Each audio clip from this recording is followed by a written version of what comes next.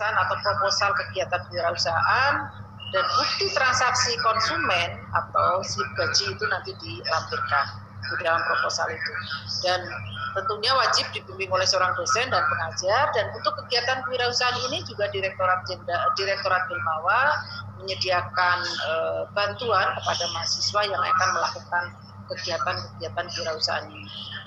Yang ketujuh adalah studi atau proyek independen, dan tentunya ini digagas oleh mahasiswa, di mana mahasiswa dapat mengembangkan sebuah proyek berdasarkan topik pos sosial khusus, dan juga dapat dikerjakan bersama-sama dengan mahasiswa lain. Dan tentunya memang proyek ini harus atau wajib dibimbing oleh seorang dosen atau pengajar. Yang kedelapan adalah proyek kemanusiaan, yaitu kegiatan sosial untuk sebuah yayasan atau organisasi kemanusiaan yang disetujui perguruan tinggi baik di dalam maupun di luar negeri. Jadi ini contoh yang sudah ada seperti PMI, Mercy Corps dan juga yang lain. Dengan yang menjadi catatan dari kegiatan 8 kegiatan ini adalah semua kegiatan wajib dibimbing oleh seorang dosen atau pengajar. Jadi tidak dilepas, tidak merdeka selepas merdeka sebebas-bebasnya, tapi tetap dengan bimbingan dari dosen dan pengajar.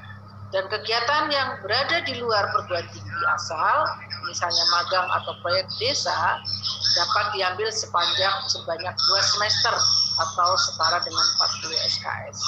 Tetapi tadi tetap ada pengawasan dari dosen dan sebagainya.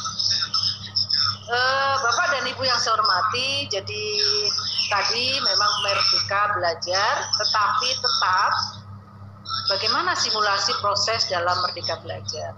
Jadi begini, mahasiswa tentunya harus mendaftar magang, memilih mata kuliah atau pada sistem KRS yang bisa diambil di luar PT atau magang atau di luar prodi.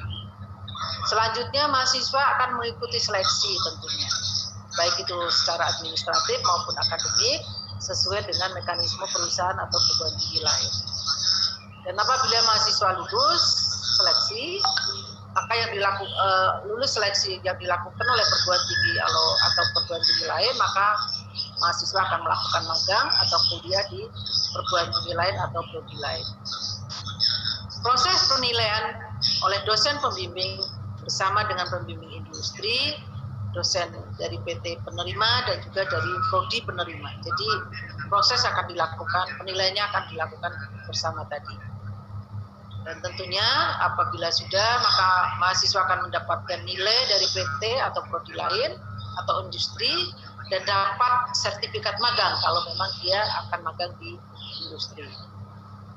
Selanjutnya tentunya akan ada konversi nilai dan juga pengakuan SKS-nya, berapa SKS yang bisa diakui dengan proses pembelajaran atau magang yang sudah dilakukan mahasiswa tadi. Dan kalau memang sudah dilakukan, tentunya nilai itu akan diinput di dalam KHS dan masuklah di dalam pelaporan PDDikti. Jadi yang melaporkan seluruh aktivitas tadi mahasiswa yang pembelajar tadi adalah perguruan tinggi asal mahasiswa. Jadi bukan perguruan tinggi yang menjadi tempat mereka belajar.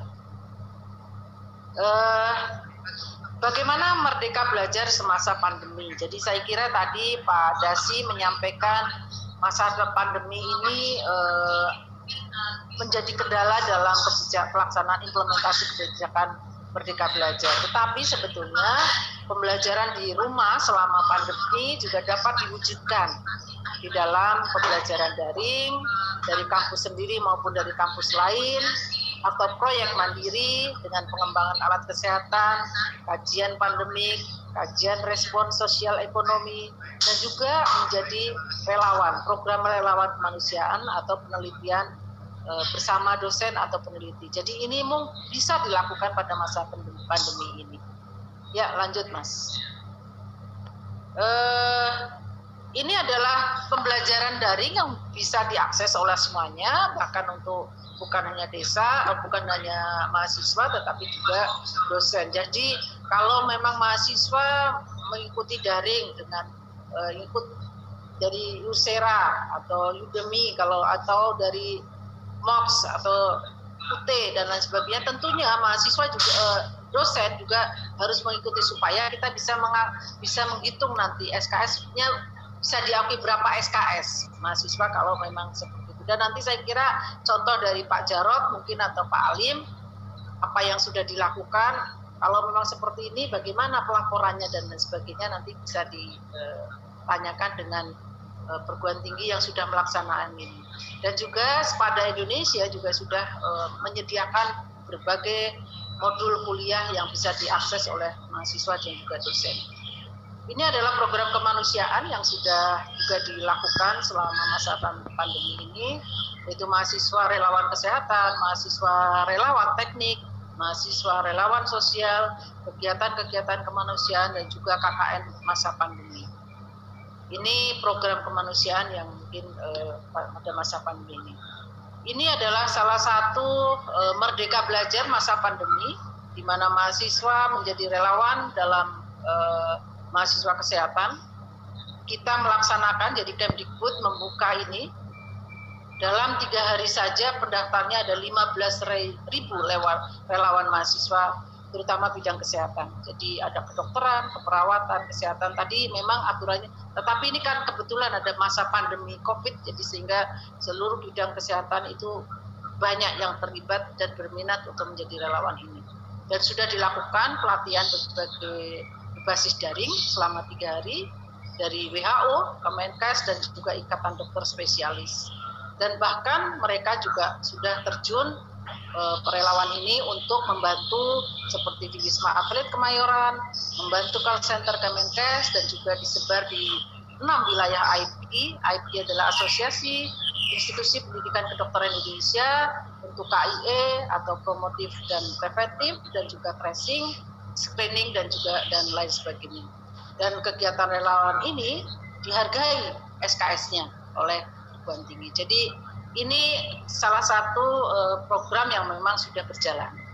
Yang lain adalah ada relawan PKM penelitian atau proyek mandiri yang dibimbing oleh dosen. Jadi relawan perang melawan pandemi COVID, ribuan mahasiswa melakukan kegiatan relawan COVID-19, mendesinfeksi fasilitas umum seperti rumah sakit, tempat ibadah, sekolah, pasar, dan juga terminal, membuat disinfektan,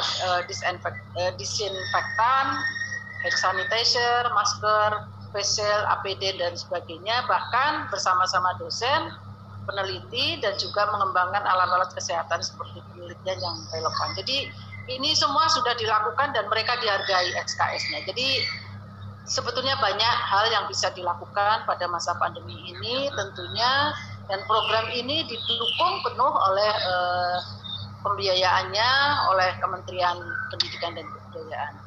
Dan saya yang terakhir, ilmu untuk amal, kebijakan untuk kebajikan. Jadi saya kira ini yang perlu saya sampaikan sebagai informasi kebijakan-kebijakan dari Kemdikbud terkait dengan program Merdeka Belajar dan Kampus Merdeka. Terima kasih. Mohon maaf apabila ada hal-hal yang tidak pas dan tidak berkenan di hati Bapak dan Ibu.